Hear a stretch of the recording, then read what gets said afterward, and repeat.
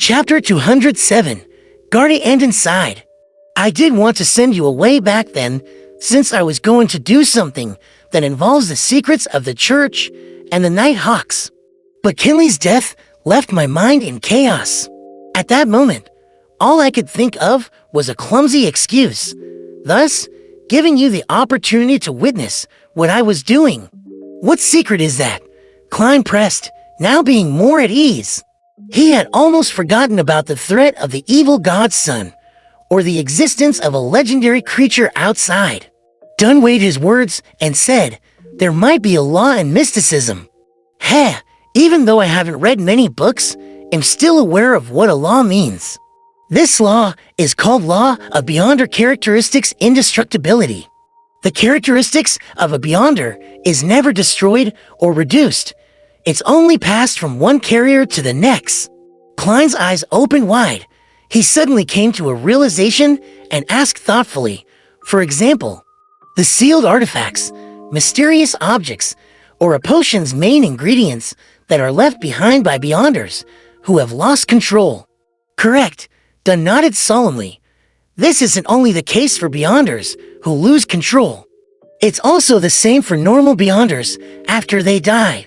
The same Klein mulled over Dunn's description, now having a faint idea of what the captain was doing. He suddenly recalled when the suited clown died. He recalled the blue, thumb-sized blood sphere that was suspended beside the corpse of the suited clown. Fry's explanation had been that there would always be strange transformations after a Beyonder died. Dunn continued with his deep gray eyes, but what's different about Beyonders who lose control is that a Beyonder who dies normally won't leave behind ingredients or objects.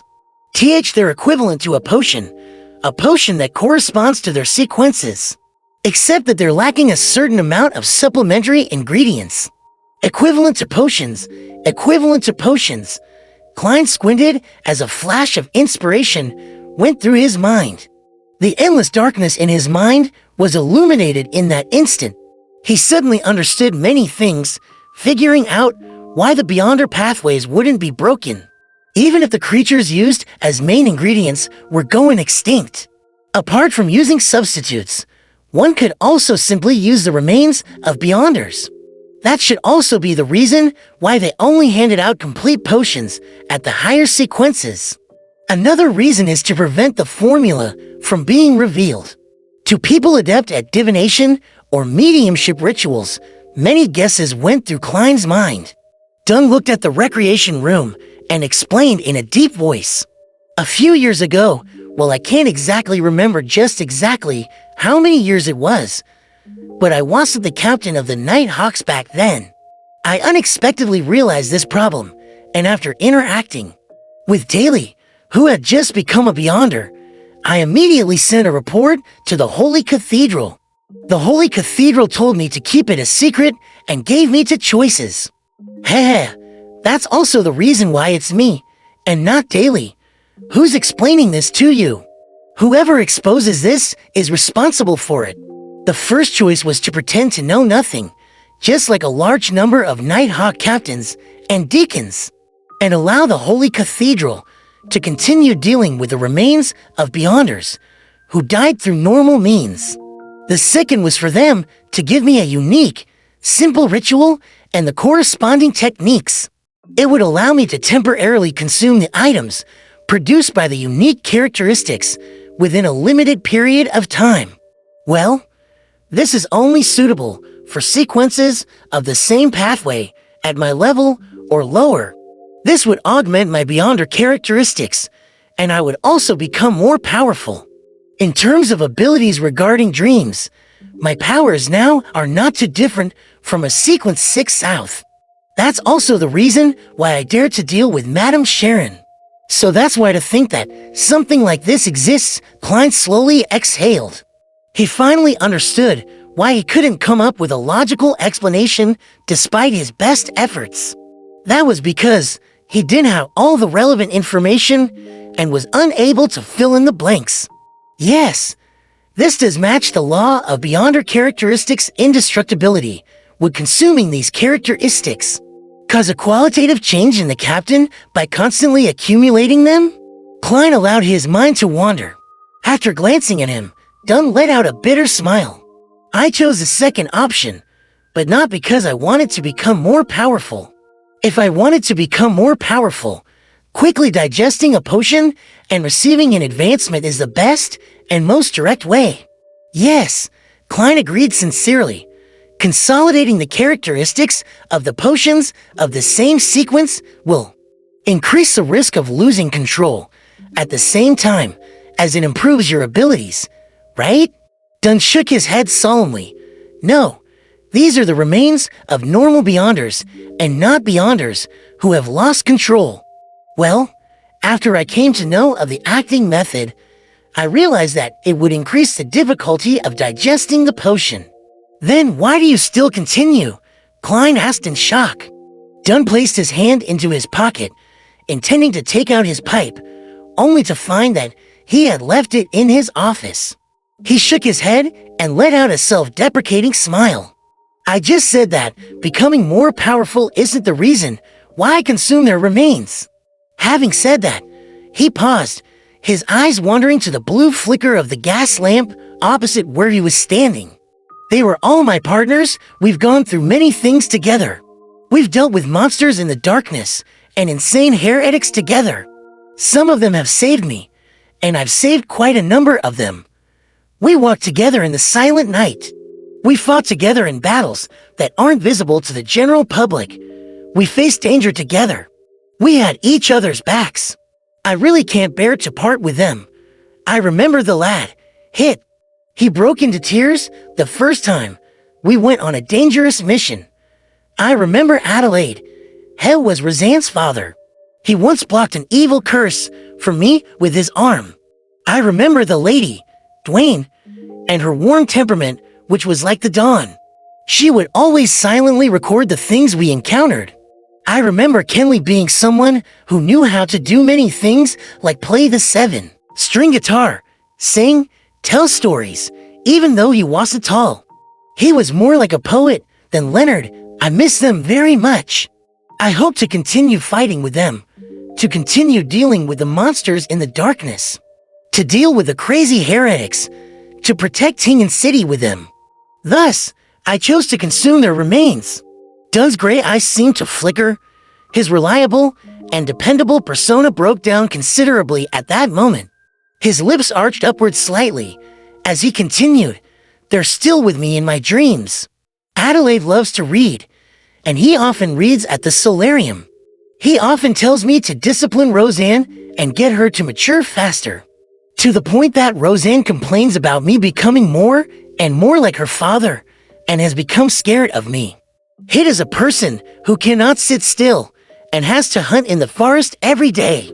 Dwayne always stands by the window of her bedroom and watches us chat. Kenley, who recently joined, created his own 7-string guitar and sings while strumming it. I really miss them." Captain Klein subconsciously muttered. His eyes became blurred and watery. He couldn't help but rub his eyes and curse in his heart. "Fuck. Captain, you're making me cry." But I finally understand the reason for the captain's slow progress. Despite using the acting method, Klein let out a silent sigh. Unfortunately, old Neil died after losing control. Otherwise, he would have brought along much joy to us. Dunn retracted his gaze. He lowered his head and massaged the bridge of his nose. A few seconds later, he lifted his head and let out a bitter smile. "This is a selfish decision. I don't know what the true wishes of Adelaide, Kenley, and the rest were, and, thus, selfishly made a decision for them. I truly am a selfish person." No Klein shook his head. On the sofa in the receptionist area, Leonard watched Megas pull out clumps of her hair as his expression became more and more rigid. Megas seemed increasingly restless as she constantly picked up the glass for a mouthful of water. She looked at Leonard with a contorted expression. "I don't know why, but I suddenly feel a little unwell."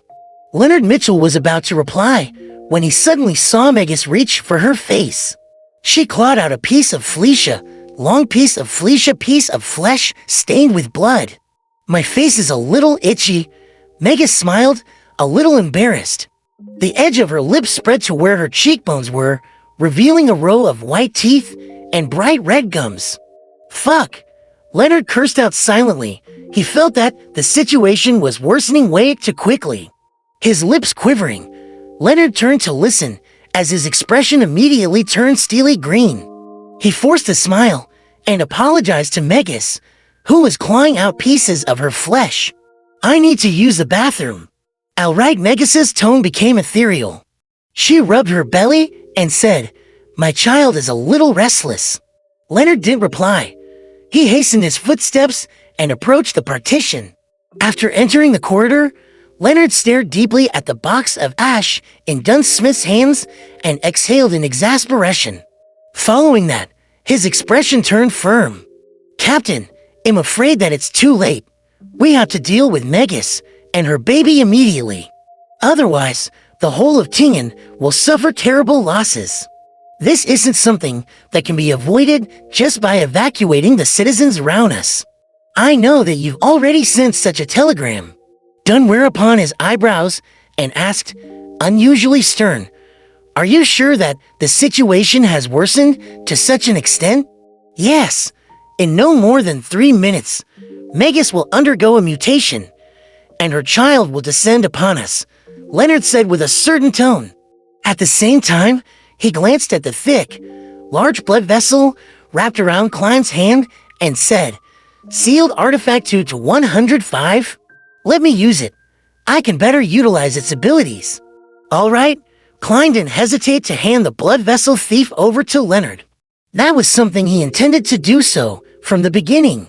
At that moment, Dunn tugged at his collar and patted down his windbreaker. He spoke with a determined tone. I'll head out with Saint Selena's ashes first. Come out after 10 seconds. Remember, come out only after you finish counting to 10. Then, regardless of my condition, direct your strongest attacks at Megas and her baby without wasting any time. With that said, he turned around and walked towards the partition with the urn of ashes. Captain Klein let out a shout, his lips dry. Captain, Leonard also shouted. Dunn stopped and looked back. He had a gentle expression as he said with his mellow voice, Don't worry about me. I'm not alone. Adelaide, Dwayne, Hit, and Kinley are all fighting alongside me, no matter what kind of danger I face. He paused for a moment before speaking, his gray eyes gentle. There's no need to be too nervous as well. Regarding Tingen City, his lips arched upwards, forming his usual smile. After saying those words, he didn't stay any longer. He stepped through the partition, his black windbreaker following behind him. Captain, Klein, and Leonard shouted at the same time, their tears falling uncontrollably, but Dunn didn't slow down. We are guardians, but also a bunch of miserable wretches that are constantly fighting against threats and madness.